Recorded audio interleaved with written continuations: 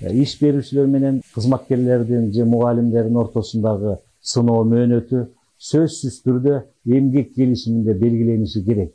Сыноо мөөнөтүн берүү тартиби Кыргыз Республикасынын Эмгек кодексинин 62 беренесинде жөнгө салынган.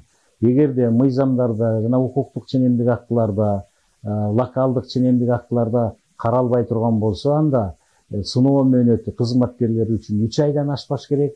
Ал эми жетекчилер жана анын орун басарлары, башкы бухгалтерлер жана анын орун басарлары, филиалдын жетекчилери үчүн 6 айдан ашпашы керек. Сыноо мөөнөтү ооруган учурлар жана жумушта жок болгон мезгилдер эсепке алынбайт.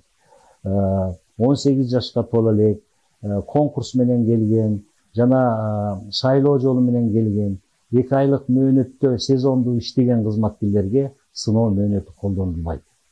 Эгерде сыноо мөөнөтү бүткөн учурда иш берүүчү тарабынан эч кандай чечим чыгарылбаса, анда сыноо мөөнөтүн татыктуу аткаруу деп эсептелинет.